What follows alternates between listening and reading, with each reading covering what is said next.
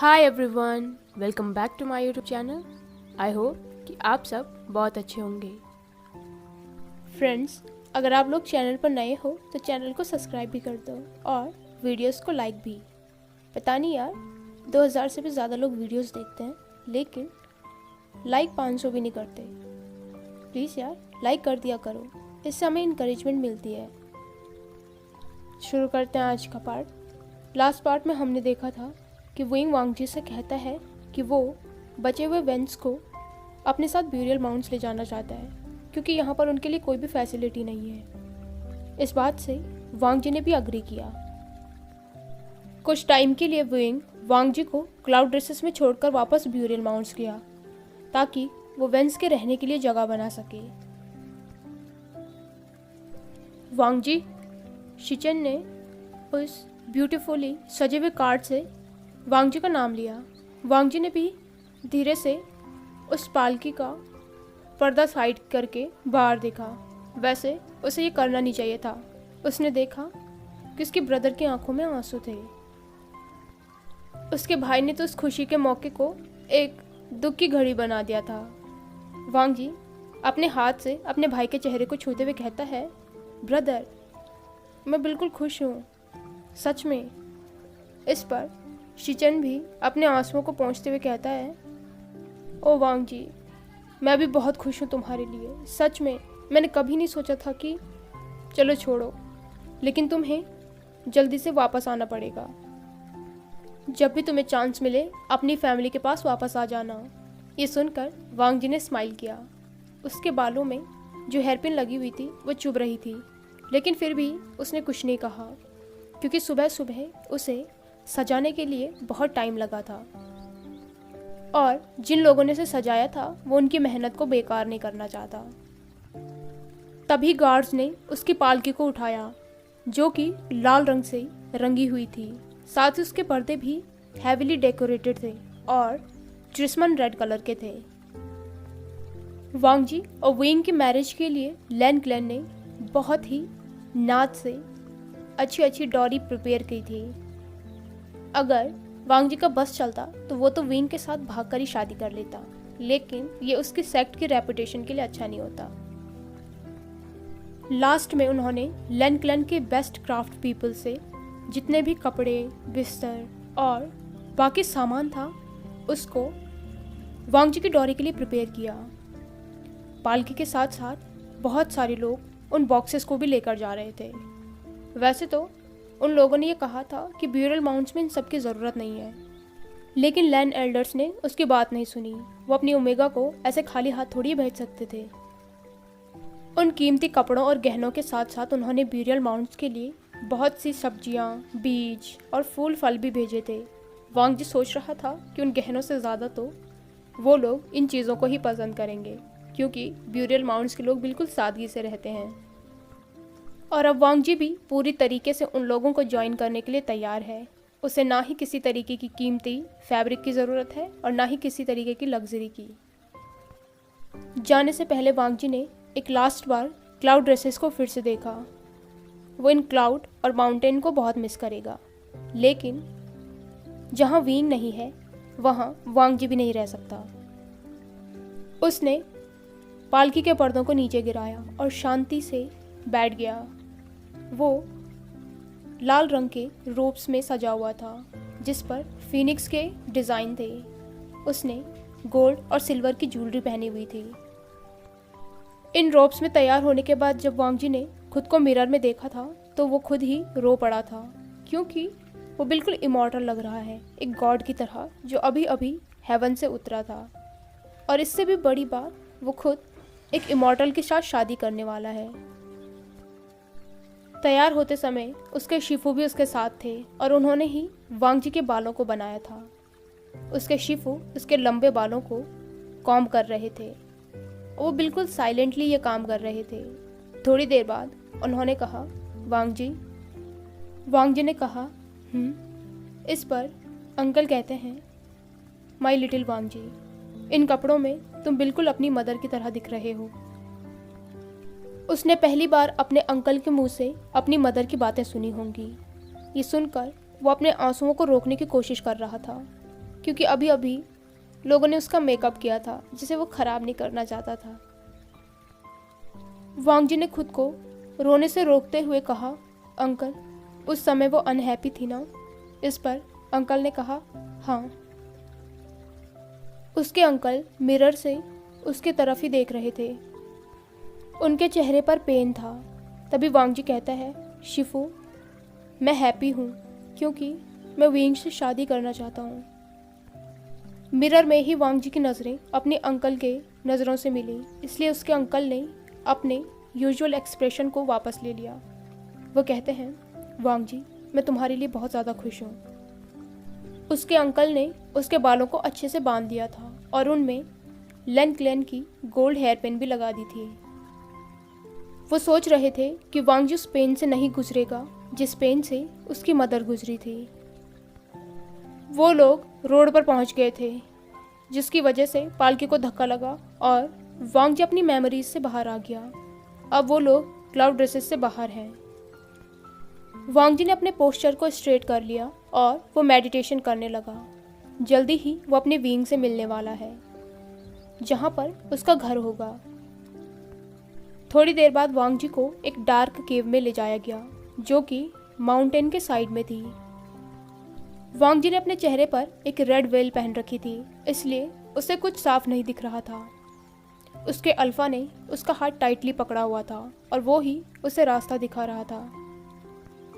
वांग जी इस बात से भी खुश था कि वो दोनों ही अपने वॉव्स अकेले लेंगे, क्योंकि उन दोनों के ही पेरेंट्स अब इस दुनिया में नहीं थे। वो लोग केव में एक चौड़े से सेक्शन में आ गए थे। उस जगह को ब्यूटीफुल कैंडल से डेकोरेट किया गया था। तभी विंग ने उसके चेहरे से वो वेल हटाई। अब वांग जी विंग को क्लियरली देख पा रहा था। उसके अल्फा ने रेड कलर के रोब्स पहन रखे थे। हाँ, उन पर वैसा हैवी डिज़ाइन तो नहीं था जैसे वांग जी के रोब्स पर है, लेकिन उसके लेयर्स भी सिल्क के थे। अंदर से विंग ने अभी भी अपने ब्लैक कलर के रोब्स पहने हुए थे, जिसमें उसकी वेस्ट का शेप साफ साफ दिख रहा था। वांग जी को विंग बहुत ही ज़्यादा हैंडसम लग रहा था। विंग के बालों में गोल्ड का एक क्राउन लगा हुआ था, और जो सबसे बेस्ट चीज़ थी वो विंग की स्माइल, जो उसके लिप्स से लेकर उसकी आंखों तक पहुंच रही थी। वांग जी अपने मेट के लिए अपने प्यार को दिखाने से रोक नहीं पा रहा था। हाँ, उसका मेट, वो पर्सन जिसके साथ वांग जी ने जिंदगी बिताने की कस्में खाई हैं। तभी विंग कहता है, लांसान, तुम बहुत ही ज़्यादा ब्यूटीफुल लग रहे हो। मैं इमेजिन भी नहीं कर सकता हूँ कि तुम कितने सुंदर लग सकते हो, लेकिन हर बार तुम मुझे सरप्राइज कर देते हो। अच्छा हुआ कि तुम्हारा चेहरा वेल से कवर था, वरना न जाने तुम कितने मेन और विमेंस के हार्ट तोड़ देते। विंग की आंखों में खुशी दिख रही थी। इस पर वांग जी भी हंसते हुए कहता है, विंग, तुम मुझे टीज कर रहे हो ना, लेकिन तुम सबसे ज़्यादा ब्यूटीफुल हो। विंग ब्लश करते हुए कहता है, लांजान, मैं ट्रीटमेंट नहीं ले सकता हूँ। इस पर वांग जी ने स्माइल की। वो दोनों डीपली एक दूसरे की आंखों में देख रहे थे। थोड़ी देर बाद वांग जी ने साइड देखा तो विंग ने हंसते हुए उसे अपने पास खींच लिया। विंग ने अपने पेरेंट्स की ग्रेव दिखाते हुए कहा, लांजान, ये हमारा एंसेस्टर हॉल है। ये पहली बार होगा जो यहाँ पर मेरे साथ कोई आया है। वांग जी ने उसके चेहरे को सहलाते हुए कहा, विंग, अब से मैं हमेशा तुम्हारे साथ आऊँगा। अब विंग अकेला नहीं है। वो दोनों घुटनों के बल उन ग्रेव्स के सामने बैठ गए। दोनों ही ने अपने 3 वॉव्स लिए। वॉव्स लेने के बाद विंग ने वांग जी के लिए टी सर्व की और वांग जी ने भी ऐसा ही किया। अब वो दोनों मैरिड हैं। तभी विंग ने वांग जी को अपने पास खींचा और उसे किस करने लगा। वांग जी के सरप्राइज एक्सप्रेशन देखकर विंग जोर जोर से हंसने लगा। विंग ने उससे कहा, लांजान, तुम मेरे हो। प्रॉमिस करो कि इस हेवन और हमारे एंसेस्टर से पहले तुम मेरे हो। इस पर वांग जी स्माइल करते हुए कहता है, मैं हमेशा से तुम्हारा था विंग। इसके बाद तो विंग ने 1 सेकंड भी वेट नहीं किया। उसने वांग जी को अपने आर्म्स में उठाया और उस केव से बाहर आकर अपने कमरे में आ गया। वांग जी उसकी हरकत देखकर खुद को हंसने से रोक नहीं पा रहा था। वो इतना ज़्यादा खुश था कि वो क्या कहे। अब वो लोग फाइनली मैरिड हैं। बाहर उन्होंने देखा कि वेंस का ग्रुप खड़ा है जो उनके लिए चीयर कर रहा था। जैसे ही विंग वांग जी को लेकर वहाँ से गया, उन लोगों ने फायर क्रैकर्स जलाए। ब्यूरल माउंट्स आज रोशनी से जगमगा रहा था। वांग जी ने जाते जाते वेंचिंग की एक डार्क स्माइल देख ली थी। वांग जी प्रोटेस्ट कर रहा था कि उसके लोग फीस्ट के लिए उसका वेट कर रहे हैं, लेकिन विंग ने उसके प्रोटेस्ट को इग्नोर किया। वो कहता है कि वो लोग उसका वेट कर लेंगे। विंग का पर्सनल रूम आज लाल कर्टन से सजाया हुआ था। उनके लिए वहाँ पर नट्स, ड्राई फ्रूट्स और कुछ फ्रूट्स भी रखे हुए थे। विंग वांग जी से अलग होते हुए कहता है, विंग देखो ना, उन लोगों ने हमारे लिए ये सब कुछ किया है। इससे पहले कि वांग जी फ्रूट की ट्रे लेने जाता, विंग ने उसे बेड पर धक्का दे दिया और वो खुद उसके ऊपर आ गया। उसके चेहरे पर एक स्माइल थी। वांग जी अपनी मेरिट के सेंट में उसके अराउजल को फील कर सकता था। विंग को इस तरीके से देखकर अब वांग जी भी अराउजल फील कर रहा था। तभी विंग ने वांग जी को सॉफ्टली किस किया। ये उनके यूजुअल किस से बिल्कुल अलग था। वांग जी ने भी अपना मुंह खोला और विंग की टंग को उसमें आने दिया। वो एक दूसरे के माउथ को एक्सप्लोर कर रहे थे। वांग जी के लिए सब कुछ पहली बार से बहुत ही ज़्यादा अलग था। इस बार विंग उसकी बॉडी और सोल को मार्क कर देगा। ये खुशी वांग जी के लिए सबसे बढ़कर थी। उसने कभी सोचा भी नहीं था कि वो एक ऐसे पर्सन से शादी करेगा जिसे वो खुद अपने लिए चूज करेगा। विंग वांग जी के रोप्स को खोल रहा था और वांग जी उसके नेक पर सक कर रहा था। वो उसके सेंट ग्लैंड को लिक करके उसे स्मेल करने की कोशिश कर रहा था। तभी विंग उससे कहता है, हाँ लानजान, वेट करो, मैं जानता हूँ तुम्हें क्या चाहिए। उसने वांग जी की बॉडी से उसके रोप्स को अलग कर दिया था। वो कहता है, लानजान, तुम बहुत ही ज़्यादा ब्यूटीफुल हो। मैं इतना लकी कैसे हो सकता हूँ? इस पर वांग जी स्माइल करके कहता है, क्या मेरा हस्बैंड खुश है? इस पर विंग ने कोई जवाब तो नहीं दिया, लेकिन उसके एक्शन ने जवाब दे दिया था। वो वांग जी को वापस से किस करने लग गया था। वो उसकी नेक और कॉलर बोन पर सक कर रहा था। उन दोनों का लव मेकिंग स्टार्ट हो गया था। दोनों की ही सेंट आपस में घुल गई थी। उनका लव सेशन खत्म होने के बाद विंग वांग जी के ऊपर लेटा हुआ था। वांग जी को विंग की हॉट ब्रीथ अपनी स्किन पर फील हो रही थी। वो दोनों लंबे समय तक ऐसे ही साथ में लेटे रहे। थोड़ी देर बाद विंग ने साइलेंस को तोड़ते हुए कहा, लानजान, तुम अमेजिंग हो, एकदम इनक्रेडिबल।